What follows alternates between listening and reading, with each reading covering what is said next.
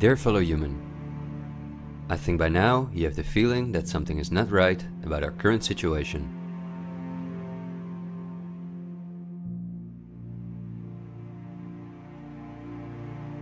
But I also think that the many ill-founded conspiracy theories may have caused you to distance yourself from both the media scaremongering and from those who spread the conspiracy theories. Still, I hope you will listen to me for a moment, because as you watch this video, hundreds of millions of people worldwide are falling into poverty because of the measures that have been in place for so long.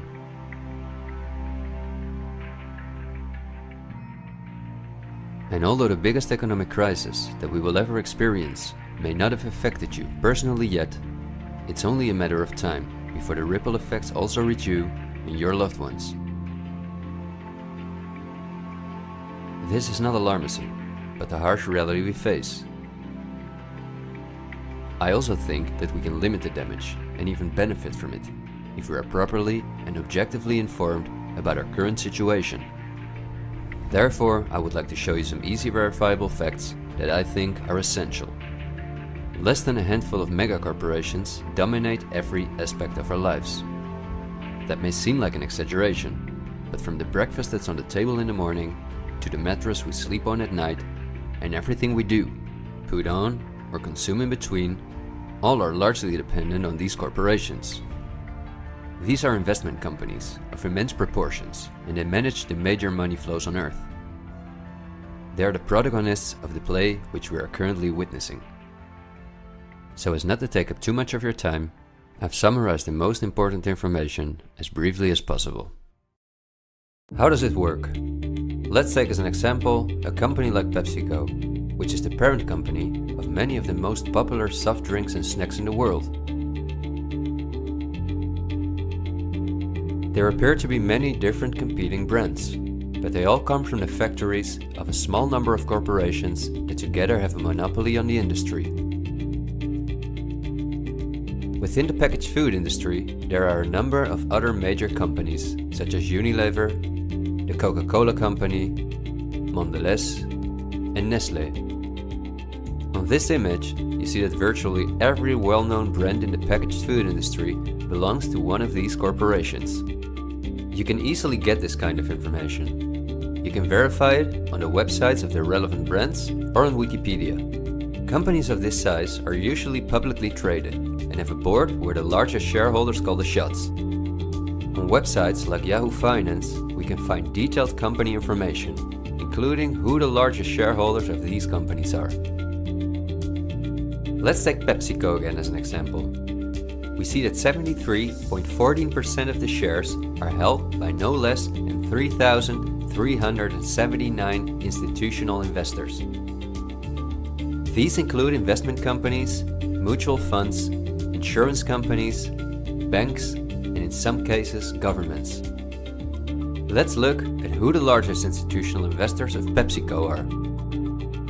As you can see, just 10 out of the 3,379 investors account for almost 1/3 of all shares. The combined share capital of these top 10 has a value of approximately $60 billion. But of those 10 investors, 3 own more shares than the remaining 7. Let's remember their names and let's see who owns the most shares at the Coca-Cola Company, Pepsi's big competitor.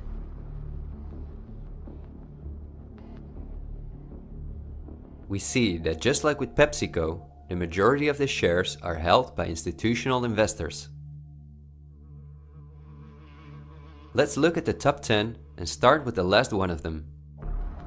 4 out of these 6 institutional investors we also saw at the last 6 of PepsiCo. These are Norton Trust, JP Morgan Chase, Geode Capital Management, and Wellington Management. Now, let's look at the 4 largest shareholders. 3 of these we also saw in the top 4 at PepsiCo. They are BlackRock, Vanguard, and State Street. And there's another one, Berkshire Hathaway. These are the 4 largest investment companies on the planet. PepsiCo and Coca-Cola are anything but competitors. But also the other big companies that own many brands, such as Unilever, Mondelez and Nestle, are owned by the same small group of institutional investors. And you don't only find these names in the packaged food industry. For example, let's look up on Wikipedia what the largest companies are within the technology industry. Facebook owns WhatsApp and Instagram. Together with Twitter, they form the most popular social media platforms in the world. Alphabet is the parent company of all Google businesses, including YouTube and Gmail, but they are also the biggest sponsors and developers of Android, one of the two operating systems on which almost all smartphones and tablets in the world run.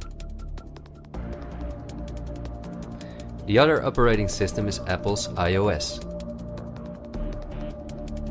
Finally, if we add Microsoft to the other three, we see that 4 companies produce the software that almost all computers, tablets and smartphones in the world depend on. Let's see who owns the most shares of these powerful companies. If we look at Facebook, we see that more than 80% of the shares are owned by institutional investors. These are the same names we saw in the food industry. Again, the same investors at the top. Then Twitter, which with Facebook and Instagram makes up the top 3. Amazingly, we see that the company is also owned by the same investors.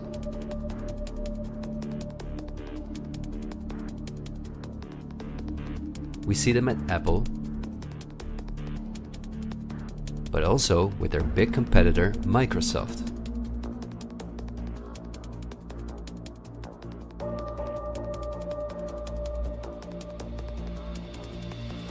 When we look at all the other companies that dominate the technology industry and build our computers, TVs, smartphones and household appliances, we see the same big investors who own a majority of the shares.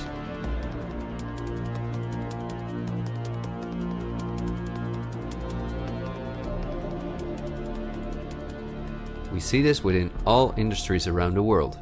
And just to show you that I'm not exaggerating, I'll give you another example. Let's say we want to plan a vacation. On our computer or smartphone, we look for a cheap flight to the sun through websites like Skyscanner and Expedia, both of which belong to the same group of institutional investors. We fly with one of the many airlines, of which the majority of the shares are often owned by the same investors or by governments, like Air France-KLM. The aircraft we fly is in most cases a Boeing or an Airbus. Again, we see the same names. We look for a hotel or an apartment through Booking.com or Airbnb.com. Once we arrive at our destination, we go out for dinner, then we write a review on TripAdvisor. The same investors are at the basis of every aspect of our journey, and their power goes even much further, because even the kerosene that fuels the plane comes from one of their many oil companies and refineries. Just like the steel that the plane is made of comes from one of their many mining companies. This small club of investment companies, banks and mutual funds are also the largest shareholders in the primary industries, where raw materials come from. If we look on Wikipedia for the largest mining companies in the world, we see that their shareholders are the same institutional investors we see everywhere else. The same goes for the largest agricultural companies in the world that our entire food industry depends on. For example, they own Bayer, the parent company of Monsanto, the world's largest seed producer, which produces 90% of all the cotton seed on Earth, as well as the majority of all other seeds. But these institutional investors are also the shareholders of the largest textile manufacturing companies in the world, and even the numerous popular clothing brands that turn the cotton into the clothes we wear are owned by the same group of investors.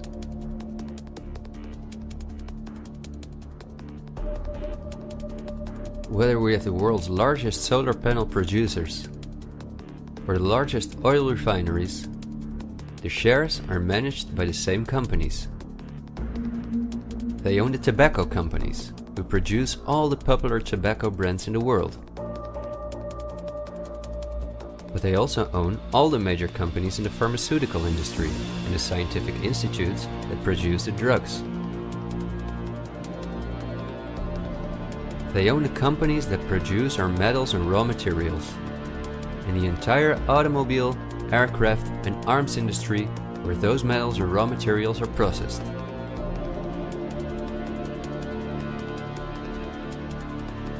They own the companies that build our electronics. They own the big department stores and online marketplaces.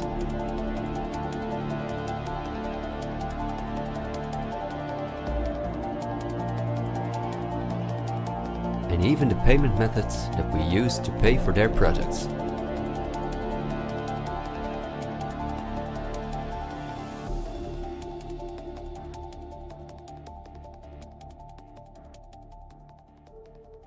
Because I want to keep my story as short as possible, I've decided to only show the tip of the iceberg. If you decide to investigate on your own, using the sources that you've just seen, then you will discover that even many of the most well-known insurance companies, banks, construction companies, telephone companies, restaurant chains, and cosmetic brands are owned by the same institutional investors we just saw.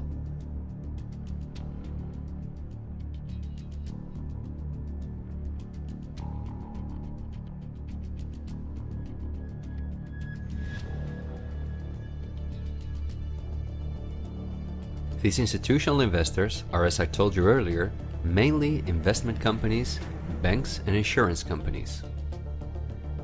They are in turn also owned by shareholders. Now, what is the most amazing thing? All of these institutional investors own each other's shares, and together they form an immense network that we can compare to a pyramid. The smaller institutional investors are owned by larger investors, who in turn belong to even larger investors. The visible top of this pyramid consists of only two companies, and we have seen their names many times by now. They are Vanguard and BlackRock. The power of these two companies is something we can barely imagine. Not only are they the largest institutional investors of every major company on Earth, they also own the other institutional investors of those companies, giving them a complete monopoly. According to a report by Bloomberg, one of the most respected institutions in the world in the field of financial data and analytics, experts expect that by 2028 both companies will collectively manage about $20 trillion in investments, and in the process will own almost everything on Earth. The same Bloomberg called BlackRock the fourth arm of government, because it is the only non-government entity that has a close relationship with the federal banks, also called the central banks.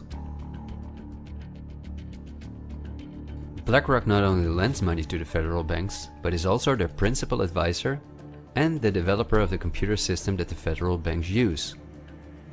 Dozens of BlackRock employees had senior positions in the White House during the Bush and the Obama administrations, and currently under Joe Biden.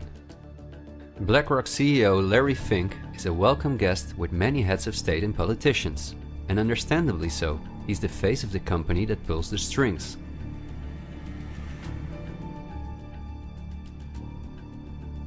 Yet Larry Fink does not pull the strings himself.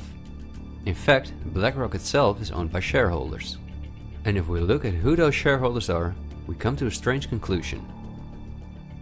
We see that BlackRock's largest shareholder is Vanguard, and this is where it gets dark. Vanguard itself has a unique structure that makes it impossible to see who its shareholders or clients are. The elite who own Vanguard don't want anyone to know that they are the owners of the most powerful company on Earth. But of course, this is no secret to those who are willing to look into it. Reports by Oxfam and Bloomberg show that 1% of the world's population collectively owns more money than the other 99%. Indeed, Oxfam claims that as much as 82% of all the money earned in 2017 went to this 1% of people. Naturally, those who own the most powerful company on Earth would also be the richest among this 1%. In other words, they are part of the 0.001%. Forbes, the most well-known business magazine in the world, claims that by March 2020 there were some 2,075 billionaires.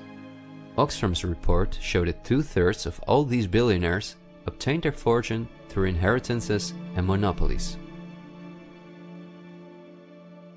So this means that Vanguard is in the hands of the richest families on earth.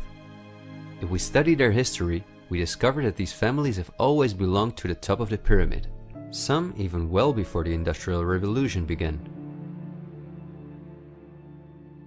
Because their history is so interesting and extensive, I will explain some more about them in the follow-up video that I'm currently working on. But in order not to elaborate too far, I will just point out that many of these families belong to royal bloodlines, and they are the founders of our banking system, the United Nations, and every industry in the world.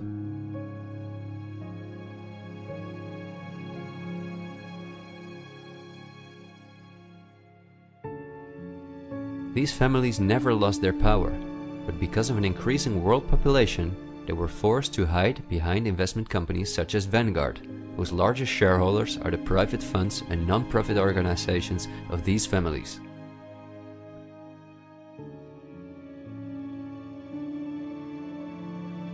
To make the bigger picture more clear, I need to briefly explain something about these non-profit organizations.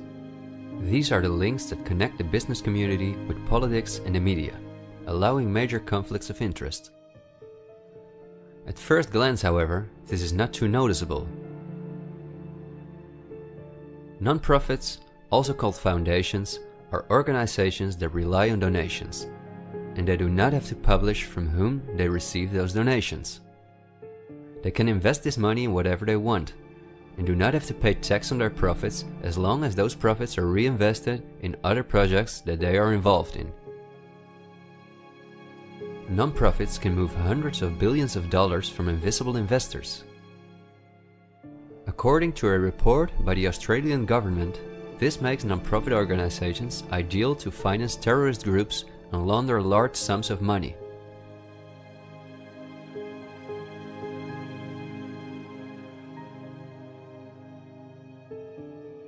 The foundations and funds of the families who are highest in the hierarchy of the 1% hide behind the scenes as much as possible. However, for cases that have a lot of publicity and attention, they use the foundations of philanthropist families that are lower in the ranking, but who are also extremely wealthy. In order to be concise, I will only highlight the 3 most important foundations in the world that connect all the industries in the world to each other. These are the Bill and Melinda Gates Foundation, the Open Society Foundations of the controversial multi-billionaire George Soros, and the Clinton Foundation. A very brief introduction to give you an idea of the size of these types of foundations.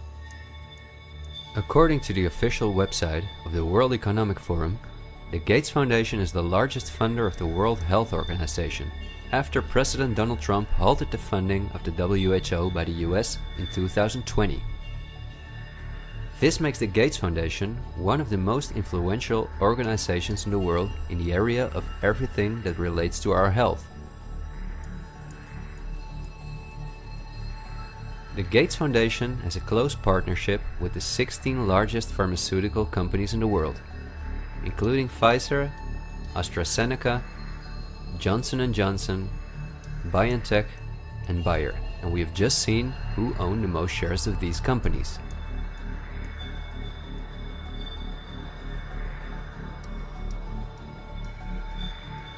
Bill Gates was anything but a poor computer nerd who made it to one of the richest people in the world, but he came from a philanthropic family that, just like himself, worked for the absolute elite. Bill is the founder of Microsoft, which is owned by BlackRock, Vanguard, and until recently Berkshire Hathaway. But at the same time, the Gates Foundation is the largest shareholder after BlackRock, Vanguard, and State Street in Berkshire Hathaway, where he was even on the board for a while. We would spend hours if we considered everything the Gates Foundation, the Open Society Foundations of George Soros, and the Clinton Foundation are involved in. But because they connect us with the next topic and with the current events, this brief introduction was important. I think the next topic should start with a question. A random person like myself, with very little experience in video editing, using an old laptop, can in 20 minutes objectively portray that only 2 companies have a total monopoly over all the industries in the world. So the natural question is, why don't you hear about all of this in the media? What? It's a good question. Every day we have the choice between countless reports, documentaries and television programs, and yet not one of them talks about this. Is it something not interesting enough? Or might there perhaps be other interests at play? The answer we get again from Wikipedia. About 90% of the international media is owned by 9 media conglomerates. The companies owned by these media conglomerates are too many to mention, so I'm just going to show you the most important brands that we all know. Viacom CBS is the parent company of, among others, all CBS channels, Paramount, where the most famous movies and series in the world come from, MTV, Comedy Central, Nickelodeon, the popular British Channel 5 and the popular Australian 10. Guess who the largest shareholders of Viacom CBS are? Before we look at the other major conglomerates, let's not forget to mention our extremely powerful streaming monopolists, Netflix and Amazon Prime, both of which belong to the same shareholders. Then AT&T, which is the parent company of Warner Brothers, HBO, Discovery Channel, CNN, Cartoon Network, TNT, DC, and many other well-known brands. Guess who the largest shareholders of AT&T are?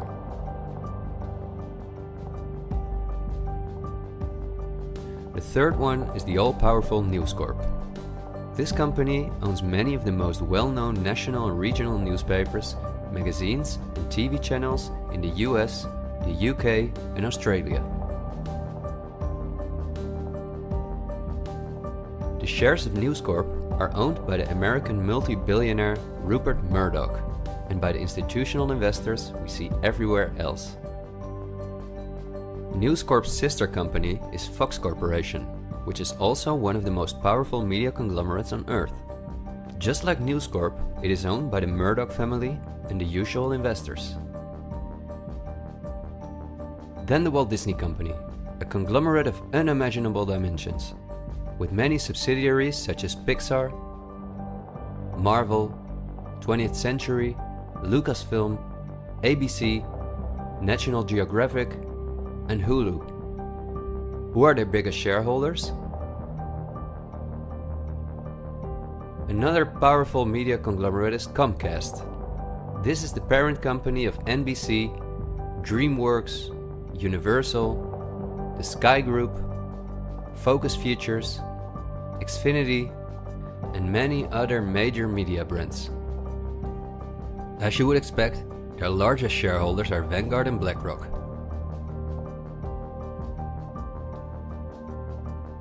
I could go on for hours and show that in almost every country on Earth, the local media is in the hands of these kind of conglomerates, which in turn are owned by our institutional investors or by extremely rich and powerful elite families. In the UK, for example, virtually all popular newspapers and magazines are owned by the Daily Mail Group, Reach, and the aforementioned News Corp. In the Netherlands, the entire media is in the hands of the Persgroep, Mediahuis and Bertelsmann. And in Germany, the entire media is either controlled by the German government, ProSiebenSat.1, Axel Springer, and again, Bertelsmann, which is also a conglomerate of unprecedented dimensions. Not only is this the parent company of the largest book publisher in the world, Penguin Random House, and owner and founder of BMG Music, Bertelsmann also controls a large part of the European media through their subsidiary RTL, a company with 67 TV channels, 10 streaming platforms and 38 radio stations. Bertelsmann is owned by the ultra-rich Bertelsmann-Mohn family, who openly collaborated with the Nazis. Because of this, Reinhard Mohn was held as a prisoner of war in the US. Besides RTL, Bertelsmann also owns a large part of the French mainstream media. And together with Mediaset, the powerful Italian conglomerate of former President Berlusconi that controls the most important part of the Italian mainstream media, they also own all popular Spanish TV channels. Now, to complete the picture, let's look at where the news comes from that all these media outlets are feeding us on a daily basis. The various news media do not produce their news themselves, but use information and images from news agencies such as Reuters, the Dutch ANP, and the French AFP. These organizations are anything but independent. Reuters is owned by the powerful Canadian Thomson family. The ANP is owned by Dutch investor Kees Omen, and the AFP is largely financed by the French government.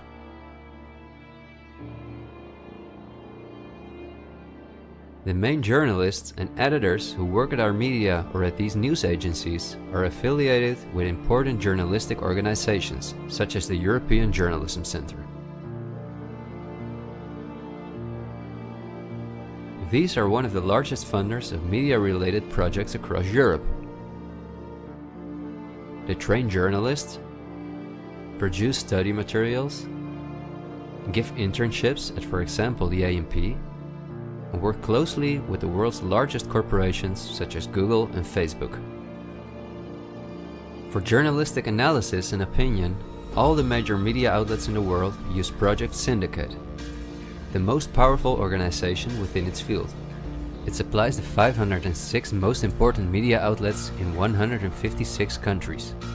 Project Syndicate, plus an organization such as the European Journalism Centre, together with the news agencies, are the connecting link between all the different media outlets around the world. When newscasters read the news from their teleprompters, there is a good chance that the text comes from one of these organizations. As a result, the global media is often synchronized in its reporting. We are concerned about troubling trend irresponsible one-sided news stories plaguing our country. The sharing of biased and false news has become all too common on social media. More alarming, some media outlets publish these same fake stories without checking facts first. The sharing of biased and false news has become all too common on social media. More alarming, some media outlets publish these same simply aren't true without checking facts first. Unfortunately, some members of the media use their platforms to push their own personal bias and agenda to control exactly what people think. And this is extremely dangerous to our democracy. This is extremely dangerous to our democracy. This is extremely dangerous to our democracy. This is extremely dangerous to our democracy. This is extremely dangerous to our democracy. This is extremely dangerous to our democracy. This is extremely dangerous to our democracy. This is extremely dangerous to our democracy. This is extremely dangerous to our democracy.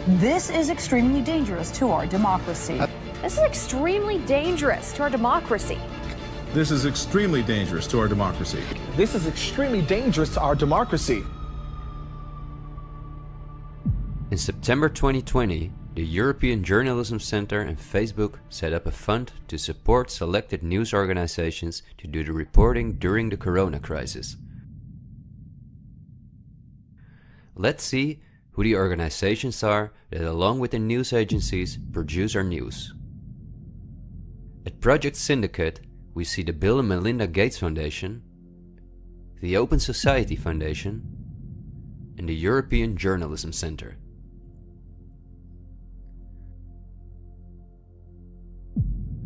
Then the European Journalism Centre itself. Again we see the Gates Foundation and the Open Society Foundation. And they also receive large donations from Facebook, Google, the Dutch Ministry of Education, Culture and Science, and from the Dutch Ministry of Foreign Affairs. The organizations that are at the heart of our information flow are funded by the non-profit organizations of the same elite who also controls the entire media.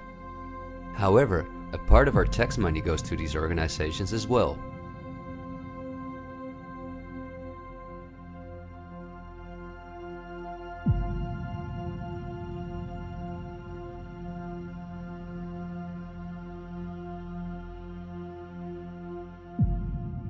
Okay, I realize this was a lot of information to process, and believe me, I've made it as short as possible, and I've only used those examples that seemed necessary to show you the overall picture, so you can understand the current situation better.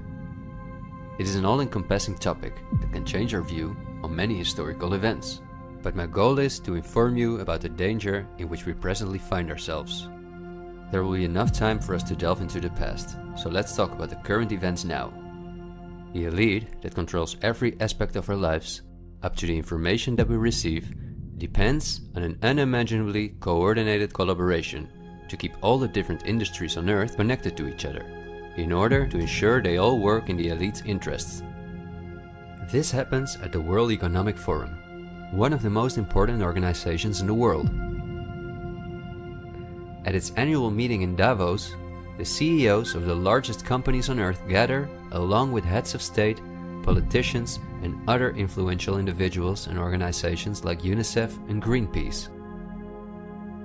Serving on the board of trustees are former US Vice President and climate change guru Al Gore, BlackRock CEO Larry Fink, the President of the European Central Bank Christine Lagarde, the Director of CERN Fabiola Gianotti, the Queen of Jordan, the Director of the International Committee of the Red Cross Peter Maurer, and many other politicians and CEOs of the world's most influential companies.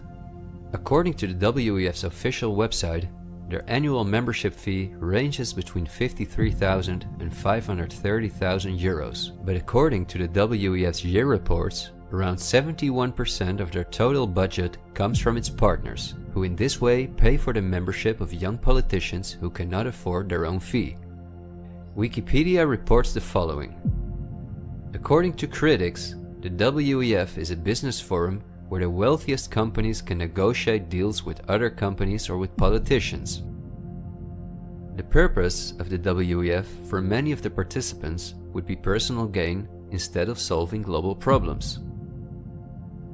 I don't like to make assumptions, but would there be so many problems on Earth if the key industry leaders, bankers and politicians since 1971 had gathered annually to solve our world's problems? Is it not strange that the world's leading environmental organizations have been meeting for 50 years with the CEOs of the most heavily polluting corporations while things just keep getting worse for our natural world?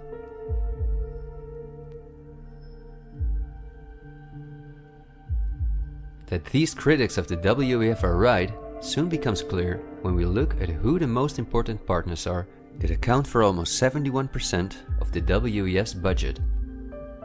There are BlackRock, the Open Society Foundations, the Bill and Melinda Gates Foundation, and many other large corporations of whom Vanguard and BlackRock own the shares directly or indirectly.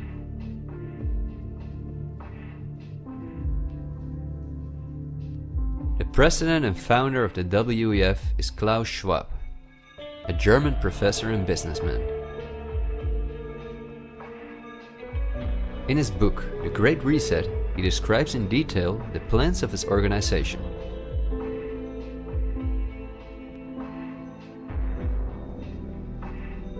The coronavirus, according to him, is the excellent opportunity to literally reset our society in every regard.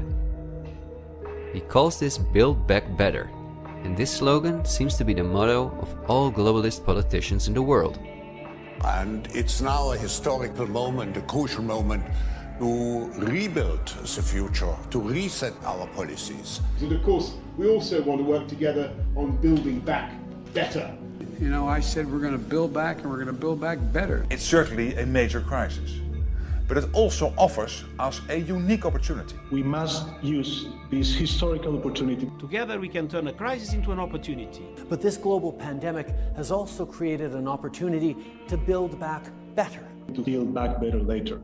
But also to build back better. To build back a better world. To build back better. We can't just build back, we got to build back better. And achieve the Sustainable Development Goals. And climate action is an essential part of that. According to Schwab, our old society should be exchanged for a new one, in which countries give up their sovereignty to an all-encompassing world government, in which people own nothing but work for the state, in exchange for their housing, healthcare, and all their other basic needs. All of this is necessary, according to the WEF, because our modern consumer society, which the elite themselves imposed on us, can't keep going as it is. It's no longer sustainable.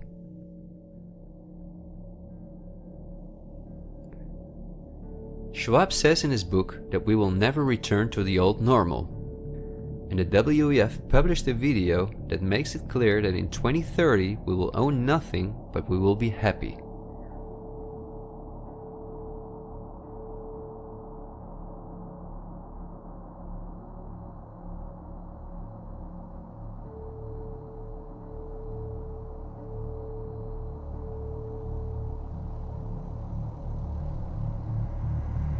You've probably heard some talk about the New World Order. The media wants us to believe that this is a topic for conspiracy theorists, although it has been talked about for generations by presidents such as George Bush Sr., Nelson Mandela, and Bill Clinton. We have before us the opportunity to forge for ourselves and for future generations a new world order, a world where the rule of law, not the law of the jungle, governs the conduct of nations. When we are successful, and we will be, we have a real chance at this new world order, an order in which a credible United Nations can use its peacekeeping role to fulfill the promise and vision of the UN's founders. After 1989, President Bush said, and it's a phrase that I often use myself, that we needed a new world order. That the affirmative task we have now is to actually create a new world order. But also by the world's most famous philanthropists such as Cecil Rhodes, David Rockefeller, Henry Kissinger, and even George Soros. I think you need a new world order that China has to be part of the process of creating it, and they have to buy in, they have to own it. These important figures, who apart from Mandela, were all among the top of the elite when they were still alive, are not the only ones who dream about an all-powerful world government. In 2015, the UN presented its controversial Agenda 2030, which is almost identical to Klaus Schwab's Great Reset.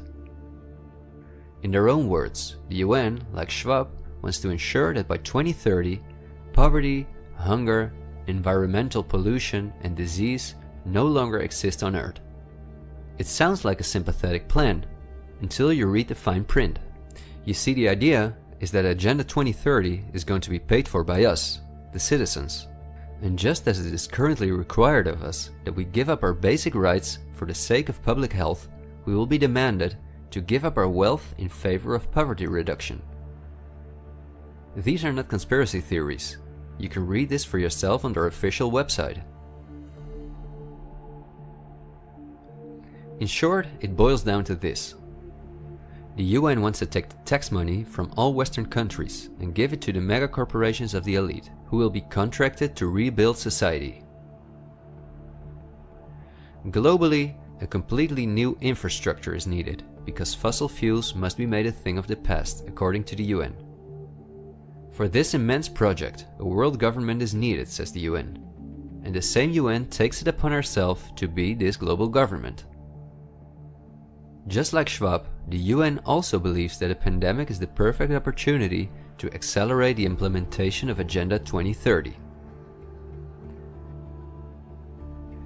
It is worrisome that the WEF and the UN openly admit that they consider pandemics and other disasters as an opportunity to transform society, especially since we have seen that the elite have all the resources at their disposal to make us believe that there is a pandemic, and even to create one.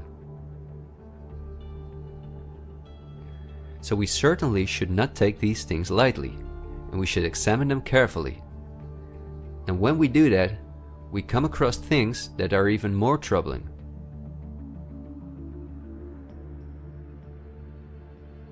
On Friday, October 18, 2019, months before the pandemic was declared, a meeting was held at the Pierre Hotel in New York City for a select group of about 130 very important guests, including politicians and the world's most respected medics and pharmacists. The purpose of the meeting was to simulate the possible scenarios in the event of a global pandemic. This could be a coincidence, you might say. For this simulation, however, a coronavirus was used as an example. The simulation covered in detail how the coronavirus would develop and how they could only control this through the intensive collaboration of entire industries, governments, and government agencies. Once again, a new world order to save us from destruction. Does it surprise you when I tell you that this meeting, called Event 201, was organized by none other than the World Economic Forum, the Bill and Melinda Gates Foundation, and the Johns Hopkins Institute? This is not a conspiracy theory. Check the official website of Event 201 for yourself.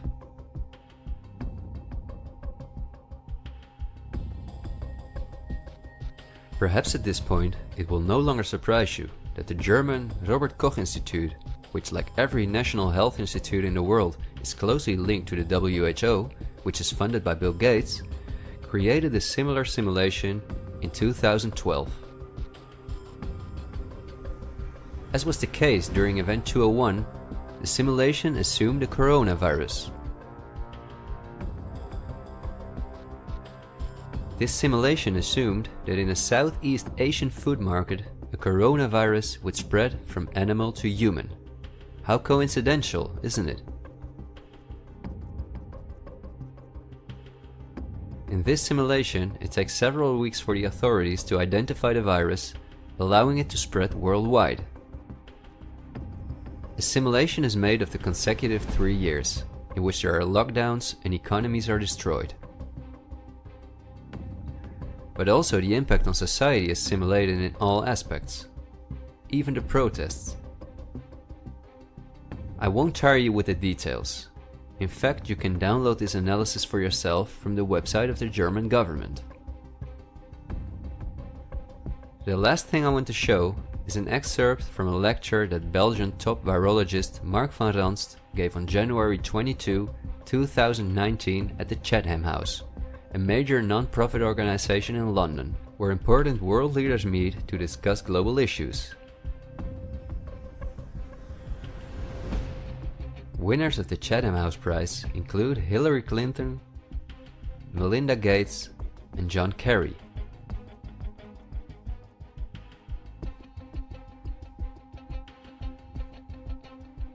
What Van Ranst is discussing is simply shocking. Van Ranst in fact explains how he has fooled the entire Belgian population during the swine flu through fear-mongering, out-of-context mortality rates, and media manipulation.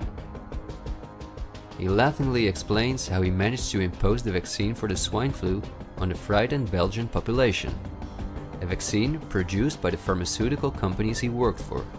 Thank you very much, Ab. Thanks for the invitation. And I was asked to tell you about my experiences being the crisis manager, the flu commissioner for Belgium, and highlighting the communication. And then you have one opportunity to do it right. I mean, day one is so important. In day one, you start your communication with the press, with the people, and you have to do it right. I mean, you have to go for one voice, one message. In Belgium, they chose to appoint a non-politician to do that. I mean, I have no party affiliations, and that makes things a little bit, at that time at least, a little bit easier, because you're not attacked politically, majority, minority. That doesn't come into play, and that was a huge advantage. The second advantage is that you can play in Brussels the complete naive guy and get a lot more done than you would otherwise be able to do. You have to be omnipresent that first day or the first days, so that you attract the media attention. You make an agreement with them that you will tell them all, and if they call, you will pick up the phone. When you do that, then you can profit from these early days to get complete carpet coverage of the field, and they're not going to search for alternative voices there. And if you do that, that makes things a lot easier. These first weeks, That's easy street. When you have no opposition and everybody needs news and they can come to you for news, you can bring quite a lot of neutral information, and it is picked up, and it is well, the news is brought the way you bring it, and that is you can only do that in the first couple of weeks or months. And then you have to say, okay, well, we will have H1N1 deaths. Of course, that would be unavoidable. I used there Sir Donaldson's quote, where he said that in the UK, by the peak of the epidemic, 40 people would die per day at the end of the summer. So 62 at that time million people in the UK, 40 deaths a day. I worked it out for Belgium. That would be 7 deaths a day at the peak of the epidemic. I used that in the media. 7 Belgian flu deaths per day at the peak of the epidemic would be realistic. That is true in every year, even interpandemically. That is very, very conservative. However, talking about fatalities is important, because when you say that, people say, wow, what do you mean? People die because of influenza? And that was a necessary step to take. And then, of course, a couple of days later, you had the first H1N1 death in the country, and the scene was set and it was already talked about. And then you had to pick who is going to be vaccinated first. And then, well, women and children first, whatever. I mean, risk groups, they were important. And then I misused the fact that the top football soccer clubs in Belgium inappropriately and against all agreements vaccinated they made their soccer players priority people. So I said I can use that, because if the population really believes that this vaccine is so desirable that even the soccer players would be dishonest to get their vaccine, I said, okay, I can play with that. So I made a big fuss about this. This is Van Ranst is raving mad, but it worked. The Chatham House organization is also funded by all major corporations of the elite, the Gates Foundation and the Open Society Foundations. We could talk for hours about the coronavirus, which has a survival rate of 99.98%, and about the incomprehensible measures that are destroying our society. Millions of entrepreneurs have lost their income. Countless elderly people have died in loneliness, isolated from their families. But I think we have reviewed enough facts that put the global COVID measures in a broader context, seen from the perspective of the elite. This extremely wealthy elite, collectively of tens of thousands of billions, has no problem whatsoever with the fact that more than 40% of the world's population has to live on less than $5.50 a day, or that millions of children are dying from the drinking water contaminated by them, or from malnutrition, or by their bullets and bombs. They just want to get more powerful. The elite have absolutely no intention to share their wealth with us. In fact, they are honest about their plans to take even the last bit from us, and those plans are being rolled out as I'm telling this. The underlying motives of the elite will not be explained in this episode, because for this we have to dive into history and discuss topics that are beyond our modern rational thinking. But for now you may understand well enough with the simple logic that a new world order, or an all-encompassing world government, is the only way for a small elite to retain its power over an ever-increasing world population. Companies like BlackRock and Vanguard do not benefit from national borders, import taxes, and real diversity.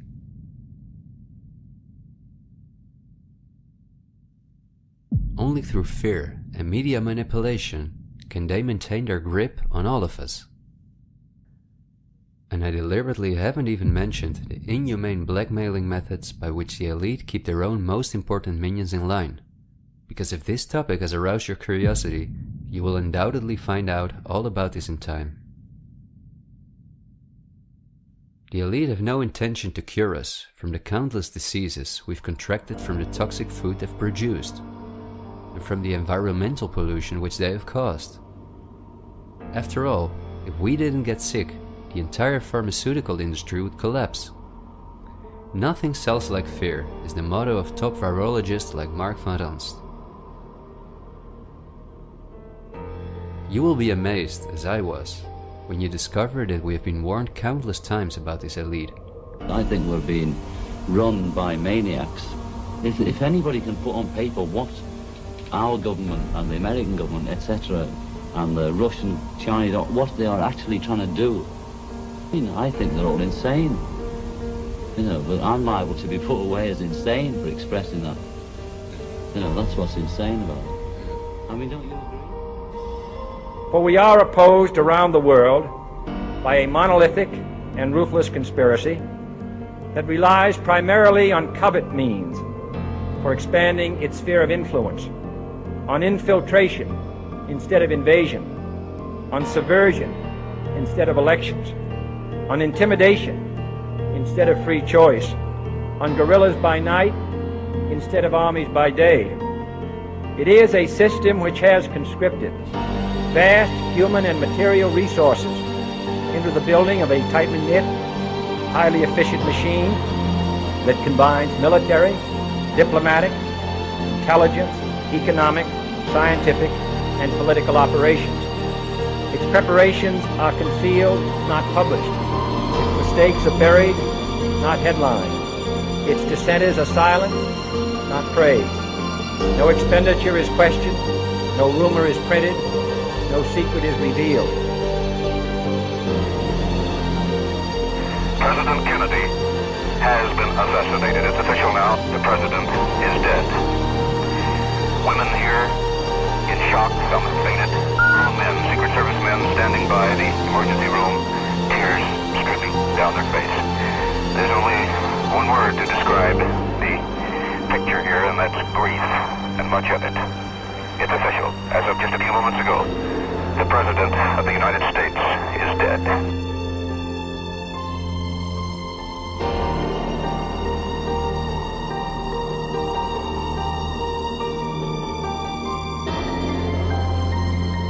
When you're talking about like really elite levels, the name of the game is blackmail. That's what runs the whole system basically. They want compromised people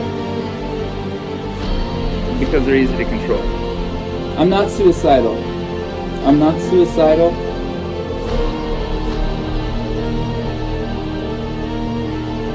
The deep state is those people within the U.S. government that are career employees that cannot be fired by people that we elect by the Congress or the President. Are these people in control? Can they enact laws? Fuck yes. Can we fire these people? No. Can presidents fire them?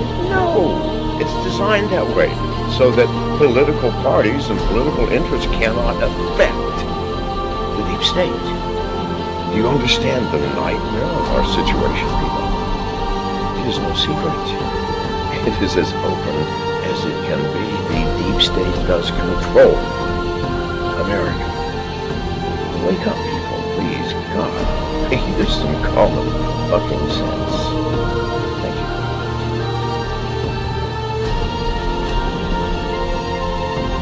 Something like 1984 could actually happen. This is the direction the world is going in at the present time. In our world, there will be no emotions except fear, rage, triumph, and self-abasement. The sex instinct will be eradicated. There will be no loyalty except loyalty to the party. But always there will be the intoxication of power.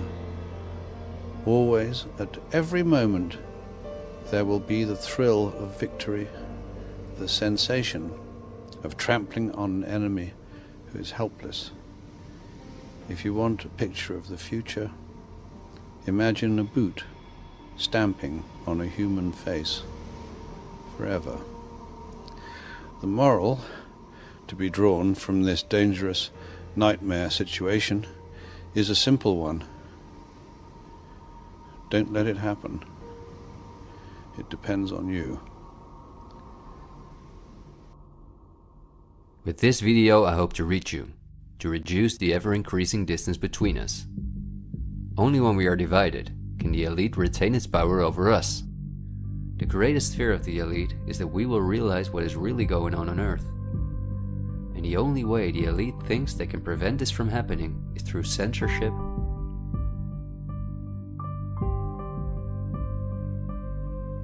preventing human contact,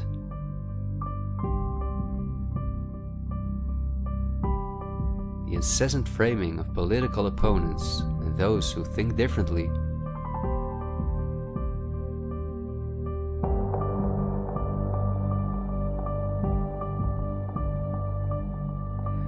and the use of brute force.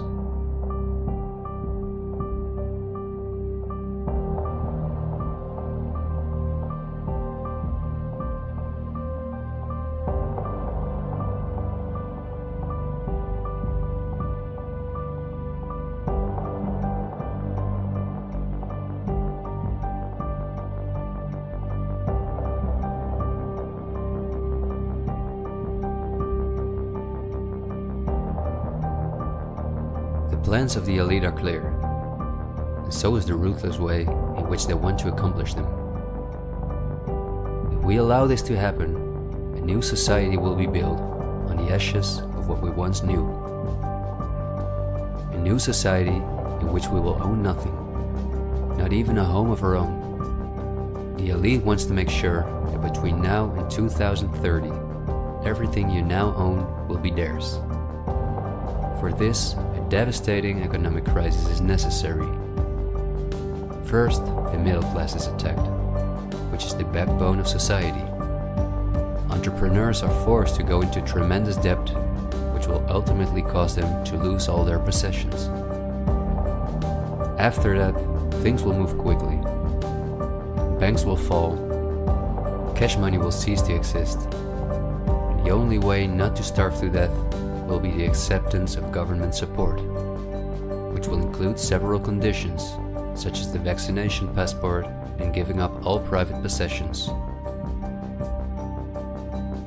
Because the entrepreneurs are the first to fall, many others won't immediately feel the crisis.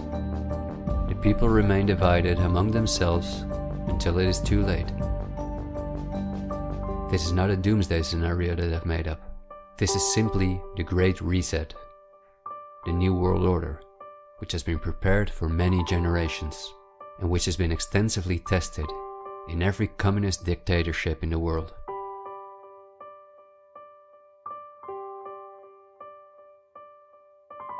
But this can also go a different direction, and instead of a great reset, we can cause a great awakening and create a world where no one has to go hungry, and where we can live in a sustainable way, in freedom with each other and with nature. This is not an idealistic daydream. There have always been forces that have sought to break the power of the elite, but until recently, our means of communication were always insufficient to get a mass network in motion. The elite have always kept us in ignorance about the discoveries of geniuses such as Tesla, who was far advanced in the field of clean, free energy, or Dr. Rife, who used radio waves to cure at least 16 terminal cancer patients before he, just as Tesla, died in a suspicious manner. Or Henry Ford, who in 1941 had already made a car out of bioplastic that proved stronger than steel. The elite have hidden countless such techniques from us because they form a threat to their monopolies in every industry. These were techniques that would have given us freedoms and put the elite's power at risk, which is based on our fear and dependence on their projects. These are not conspiracy theories, but facts. What I am saying is that a world of new possibilities is opening up for all of us, where there is no poverty, no pollution, diseases, or wars, and in which governments work for the welfare of the people rather than the other way around. Countless ailments that provide the pharma industry with hundreds of billions of dollars will be cured. No one will have to work their ass off to live a dignified life.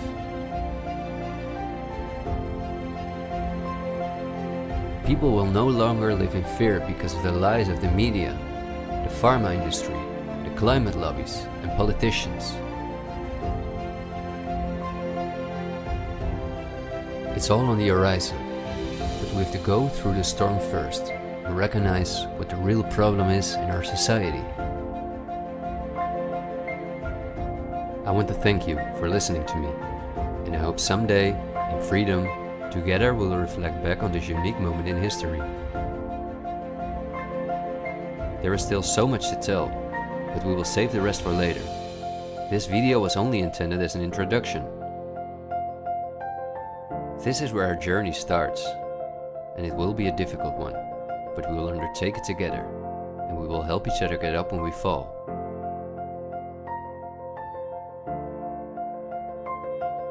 We will not be afraid. We are the 99%.